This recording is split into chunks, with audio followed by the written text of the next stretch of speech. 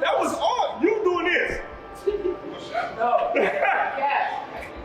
I promise. I get up. I'm not in training. I don't got to keep doing all those. He's pacing at his own pace anyway. That ain't the fast pace.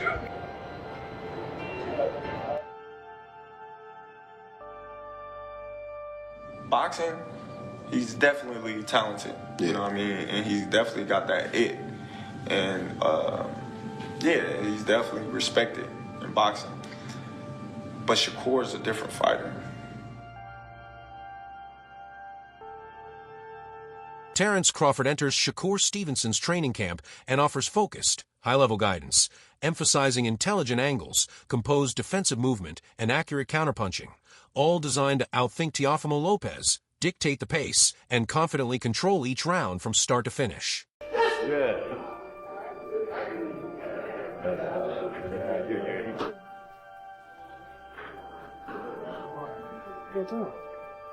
Yo. I want you to pull.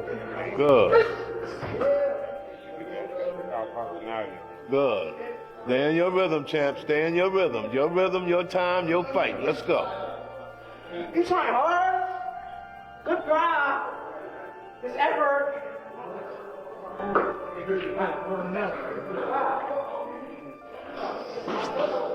That's cool. You want to work this nigga?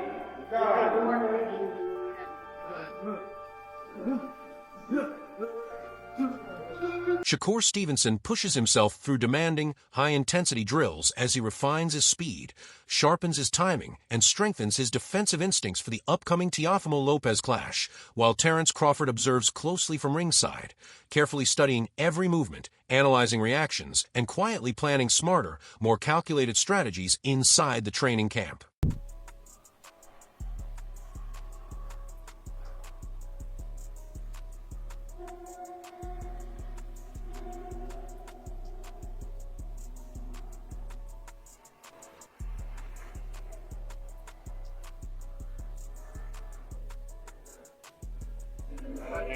Yeah, that's the second time that happened to you. Yeah. And I didn't even touch your body. Yeah. Thank you, appreciate it. Shakur's coach states he fears no one, stepping into the ring with anyone who embraces every challenge and is fully prepared to face absolutely every opponent that comes his way. Best of the best of the best. That go for everybody. For everybody. That go for everybody. I don't put him at the pound for pound over everybody. Now you figure out whoever you think the best, he the best. Shakur's coach states he fears no one, stepping into the ring with anyone who embraces every challenge and is fully prepared to face absolutely every opponent that comes his way. That know it all are the people that don't go very far. You gotta always be a student. You gotta always be able to learn and pick up things from this person, that person. He's a work of art. Sky is the limit with Shakur. He got the boxing skills and the ability to, do whatever he wants in the ring. And it's going to be very hard to beat Shakur, with the skills that he possesses and his smarts. Terence Crawford praises Shakur Stevenson, highlighting his extraordinary skills and keen ring intelligence, pointing out that while some may call Shakur boring, very few genuinely recognize his exceptional talent, strategic brilliance, and complete mastery displayed in every single fight. Got winning that. I got Shakur. Are you saying that because that's your man and you don't like taking? Inside Shakur Stevenson's camp, Terence Crawford guides him through a wide range of techniques, stressing the importance of picking up diverse skills and learning different tricks from every single fighter he faces. Like a black kind of thing, like, no disrespect. Like, it's like, like when you go to cookouts and all your family be sitting there playing spades and like our type culture, I guess. We whooping their ass in spades, but Sean Porter sees the upcoming clash between Shakur Stevenson and Teofimo Lopez as a matchup that Stevenson has the ability to control, calling it essentially Shakur's fight to lose. And he explains that if Stevenson performs at his absolute peak, he can dictate both the pace and the ultimate outcome. While acknowledging that boxing always carries unpredictability, Porter stresses that Stevenson's skill, preparation, and tactical awareness give him a clear edge over his opponent. He expresses optimism that the bout could be exceptionally entertaining and highly meaningful for the sport, potentially kicking off the year with a strong and impactful statement in boxing. Porter also reflects on the previous year, feeling that the sport had unfinished business and lacked closure on several key events, which he hopes this fight will help address and resolve. Throughout his commentary, he conveys respect for both competitors while emphasizing Stevenson's responsibility to execute his plan precisely, highlighting the unique opportunity presented in this significant matchup and underlining the importance of strategy, discipline, and focus for achieving victory in such a high-stakes fight. It's some other ways it could go, but a lot of people think it's going to be, it could possibly be boring. I don't think it's going to be a boring fight. I think Teo knows he has to step up. I think this is his fight. I think it's Shakur's fight to lose, and what I mean by that is if Shakur doesn't operate, if Shakur is caught sleeping, something bad could happen. It's his fight to lose, but I think it's also Teo's fight to win. And what I mean by that is if Teo performs the way that he can perform, and I know that's like an empty message, but we never know. All that said, like, it could actually be a really great fight. I expect a great fight. And I hope this fight, I'm gonna let you go last because I respect you. Every time I'm in an argument, we talked about what we talked about for the show. We all disagreement. I said, boy, I call Sean Zartel right now and eat your ass up. But I didn't want to do that. But I hope Teo and Shakur starts the year off big and actually builds the sport of boxing for have a great year. I felt like I was let down last year in sport of boxing. I don't know how y'all felt. I just felt like we had a lot of open stuff that didn't get... Tim Bradley explains that in boxing, the most direct path isn't always the fastest or most effective approach, emphasizing that when facing an opponent who maintains the center line and expertly manages distance, a straight punch might appear quick but isn't necessarily the best choice. He points out that many fighters mistakenly assume the shortest route to the target automatically makes for the most efficient strike, yet this is a common misconception. Bradley highlights the hook as a far more strategic option, illustrating how it briefly enters the opponent's line of sight, seemingly disappears, and then reappears to reach its target faster than a straight punch in certain scenarios. Specifically, he identifies the left hook as a potentially devastating weapon that Shakur Stevenson must be cautious of, underscoring how hooks can exploit openings, catch opponents off guard, and demonstrate that timing, precision, and angle are just as critical as raw speed in effectively landing punches during a fight. Again, sometimes the closest route isn't always the fastest route. You got a guy that likes to stay on the center line, a guy that's a master at controlling range. Okay, so many people fall into the understanding that because the straighter punch can get there, they believe faster, it's the shorter route to the target, that's the best and most effective weapon. No, it's not. It's not. So the one thing about hooks are in frame and then out of frame. In frame, check this out. Check this out. Back in frame. So that moment, that small little moment where it's in frame, out of frame, back in frame, it gets to the straight line a lot quicker than straight punches. The punch that I'm worried about for Shakur getting hit with the most from Teo, and he's devastating with this punch, is the left hook. Regis Pragra highlights Shakur Stevenson's clear superiority in both mental approach and technical boxing skills when compared to Teofimo Lopez, noting that while Lopez boasts impressive athleticism and raw talent, he frequently struggles with focus, consistency, and maintaining the proper mindset under high-pressure situations. Pragra explains that Stevenson's calm composure, strategic thinking, and precise execution inside the ring provide him with a decisive advantage, particularly in anticipating opponents' moves and adapting his tactics seamlessly during the fight. According to Praga, Lopez's natural ability alone is unlikely to match Stevenson's disciplined approach, which merges tactical intelligence with physical skill effortlessly. He further emphasizes that mental toughness often outweighs mere physical advantages, making Stevenson a more reliable, prepared, and composed fighter in this matchup. Ultimately, Praga positions Stevenson as the competitor with a clearer strategy, superior ring awareness, and stronger consistency, underlining why he believes the combination of mental acuity and technical mastery firmly tilts the balance in Stevenson's favor, showcasing his readiness to control and dominate the fight from start to finish. After that, I feel like, Shakur is probably going to start stepping up, and Teo's going to try to hit him, and it's not going to work. And then Shakur might start. The thing about Shakur is a very good, a real good counterpuncher, really sharp, real sharp with the counterpunch. He sneaks those punches in, and that's the ones that hurt the most, when he just sneaking them in when you're not supposed to hit him. So I definitely feel like, I feel like Shakur is going to beat him comfortably. Not a knockout, but comfortable 12 rounds for sure. Have you sparred Lopez before? I never sparred Teo, though. Never sparred Teo. Teofimo Lopez and Shakur Stevenson. That definitely makes sense. Who do you think is going to win that fight? I got Shakur for sure. Shakur.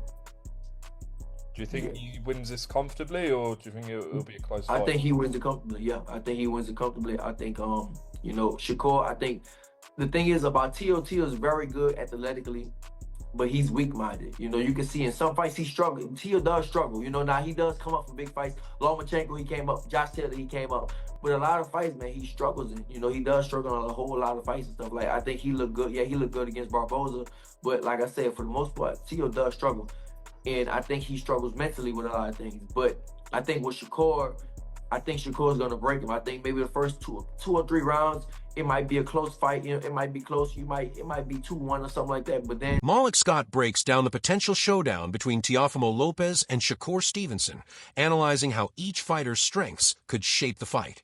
Scott highlights Lopez's speed and athleticism, noting that these qualities give him the ability to be explosive and unpredictable inside the ring, creating dangerous moments if executed effectively. However, he emphasizes that raw athleticism and quickness alone are not enough to overcome a technically skilled and strategically sharp opponent like Stevenson.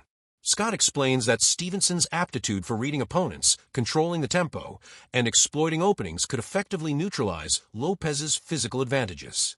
He also underscores that fight intelligence, precise timing, and smart decision-making are critical factors that often outweigh pure athleticism in determining the outcome of a bout. By carefully dissecting the matchup, Scott illustrates Stevenson's edge, highlighting his meticulous execution, tactical discipline, and ring awareness, suggesting that Lopez would require more than natural gifts to counter Stevenson's methodical approach.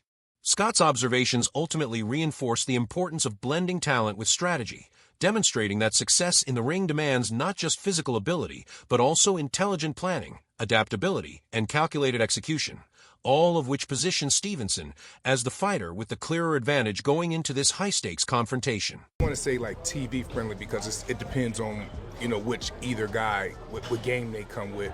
Concerning is Shakur going to use nothing but his legs? Is Teo going to do just enough because Shakur may offset him a bit and give him a look that he never seen before? I have Shakur winning. I think Teo, concerning explosiveness, he get it. Rapid speed, he get it. But I think when it comes to the craft and fundamentals, you have to go with Shakur. To me, he's a lot more seasoned. And plus, I just believe Teofimo, he makes mistakes to me you just can't make when you're fighting Shakur. Like what? You can't be overcommitting. You can't approach his offense range with your lead hand down, especially since Shakur is a southpaw. Because that means if you're orthodox and you're approaching Shakur with your lead hand down, you're actually closer to his jab hand. And we all know Shakur got one of the best jabs, especially from a southpaw standpoint. But it's going to be a good fight. The card is incredible by itself. We already know how the card is. We got Keyshawn on it, Jarrell Miller on it, Shushu Carrington's it's a great card. But I'm going with Shakur for the win. Okay, with that being said, then what does Teo got to do to win? He has to get Shakur up. How would I say this? I don't want to just make it seem like come across as if Shakur is novice.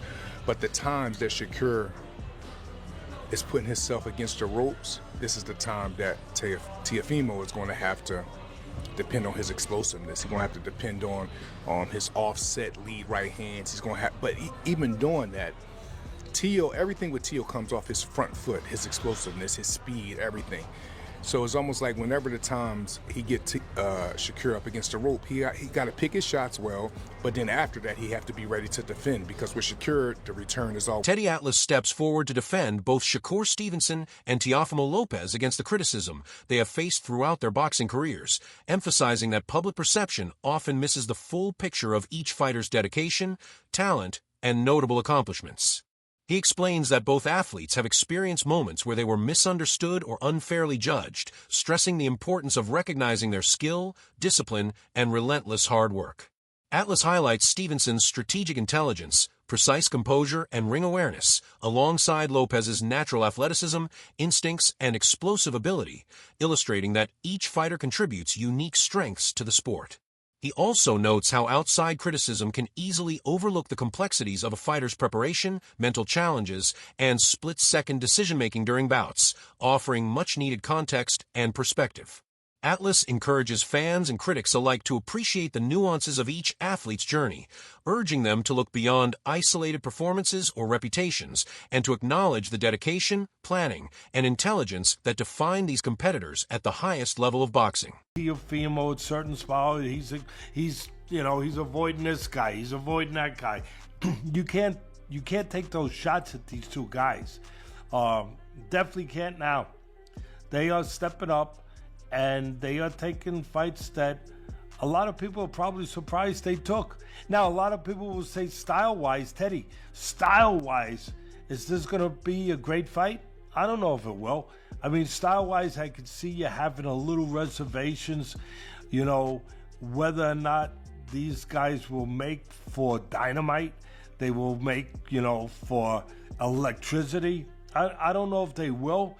But I'll tell you what they will make for. Two skillful fighters, two talented fighters, two fighters that are at a high skill level that will compete.